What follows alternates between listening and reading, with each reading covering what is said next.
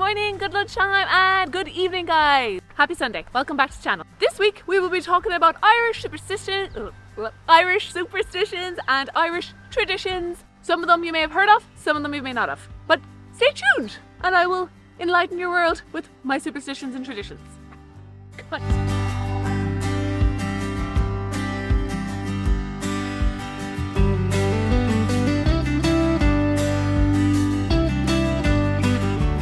First tradition, guys, is a tradition of grief.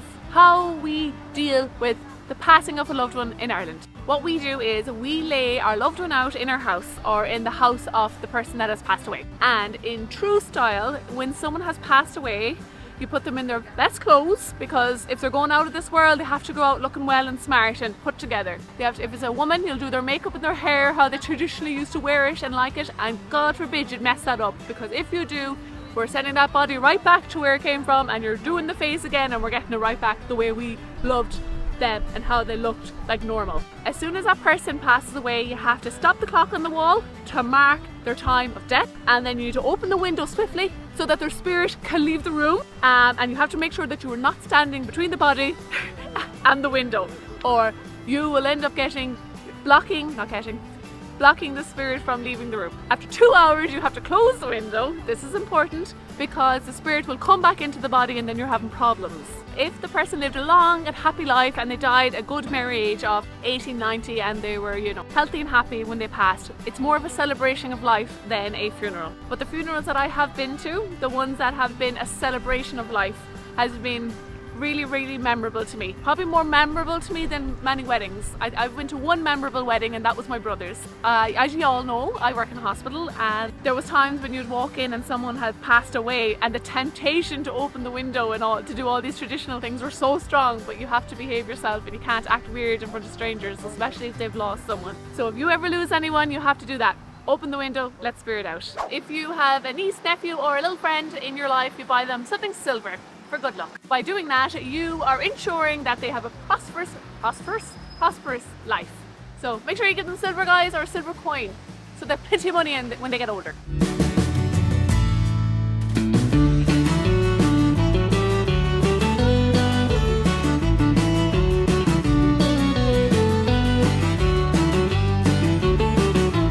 I'm incredibly superstitious. When I first met himself, when we were walking, we were holding hands and we walked through a pole. So a pole was in between us, it broke our hand. And my heart nearly stopped inside me. I was like, this is a bad omen. We broke the pole. This is never going to work. Our friendship or whatever this is totally over. But we're fine. 5 years later and we're still there. I think it's 5. Is it 5 or 6? First superstition is going to be based on traditional folk medicine or remedies. I think all these things go back from years. I didn't even realise that they were a folk remedy. I just thought it was natural. First one is nettles. I don't know if you have nettles from where you're from, but I'm sure you all do. It's that little green thing, that green plant that stings the crap out of you to touch it. But that little guy is very nutritious, inflammable. It brings down inflammation. It doesn't go up in fire. But anyways, arthritis. If you have arthritis in your body or wherever you get arthritis, I don't know, I'm still young and beautiful so I don't suffer from arthritis, nettle soup. Nettle soup is the way to go. Either you make it or you crush it all up and then you make a paste out of it, but just be careful because it hurts. You can put it on wherever it hurts. My second Irish remedy for you is dock leaves. It's not just a dock leaf, it is nature's toilet paper. Okay, I never have gone to the toilet outside, except for that one time I went camping, but we don't talk about that because I bought my own toilet paper. But growing up in Ireland, not just my time, but my parents' time and way before that, there was no such thing as toilet paper, really. That's the fancy stuff. Everyone used to use dock leaves. I'm sorry. So not only was it good for toilet paper, but it also soothes any stings you got from nettles, which you probably were picking to make your soup for your arthritis. One more remedy for you and we'll cut it at that. If you have warts, you're always told if you get a fresh potato and if you cut it in half and you rub that potato on a wart, it will get rid of that wart forever. What's a wart? Oh my god, a wart. Like those bumpy things. They're like kind of pimples that you get on your body. You can get them from they spread easily. If you touch someone with a wart, you can spread it, or you can get it like genital wart. If you have any other superstitions and traditions, please do share in the comment section below, because I love to know about any other people's traditions and superstitions. So do share, and I would love to hear any. If you were selling livestock or just, selling a puppies or kittens or whatever, if you give a portion of the money back to the buyer, that will ensure that you have good luck. It would be too greedy if you were to take all the money that you asked for. So in Ireland, if you were selling something, livestock, anything alive, or even if you're selling a car, give €5 back for good luck, or £5. That was what when I bought my dog many years ago. She's passed away now. She was whatever she was, but the seller gave me £5 back for good luck. So that's it. That is that one. We're moving on swiftly to the next. Piece of advice would be for you people is to hang a real horseshoe on your door. If you want to make sure that your household is full of good luck and charms and all sorts of good stuff, you will get a real horseshoe and you will hang it on the front of your house. Front of your house? Can we start again on that shite? I think it is fine. Pin it on the front of your house, on the door, not on your house, literally on top of it, on your front door. Make sure it's facing up the way, because you want to rise up the good luck. And that is what you do with a real horseshoe, if you find one or if you buy one. Next. If you like our video, guys, please give it a thumbs up, subscribe and share it with your friends and family. We also have a Patreon if you're interested. For a simple €3 a month, you can buy us a tea, a coffee, a pint, and for that you will get early access to all our videos. You'll get some of our bloopers and our funny moments, and sure, why not join for the crack? So that's all I got to say about that, and we're going to move on to the next point. Let's go.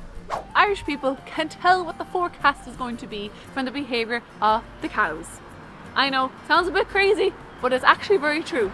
If you're passing a field of cows and if they're laying up against the wall, like close to the walls or under trees, that means horrible weather is coming, and it is probably going to be more than likely very cold and very wet. If you see them out in the pasture laying down or sitting down, that's a good omen for sunshine and nice weather. So that is how you tell the weather using cows. Next! So people of YouTube, did you ever have a bird poop on you? I love when a bird poops on me because that means money is coming. All I'm going to tell you to do is go and do the lotto or buy a scratch card, because if that bird poops on you, that means you are going to be financially lucky. So make sure you do the lotto, maybe book on a horse or something, because it's a sure sign you're going to win lots of monies. How many times did you get crap done? Twice, and twice I got scratch cards, and remember I was on my lucky streak and I won. Ha! Maybe just won €2 or €5, but I still won. Now for some bad ones. If a bird runs into your house, whether it flies into your house or bangs and kills itself off your window, it is a bad omen. It means death is coming. I hope no bird runs into anyone's house or bangs up anyone's window. That was a very short one. We like to stay on the positives. Red hair, I don't know why, but it's mentioned in so many places and it's not a very good thing. Okay, hold on, I'm talking pure rubbish. Why does sometimes I get nervous? I can't speak English.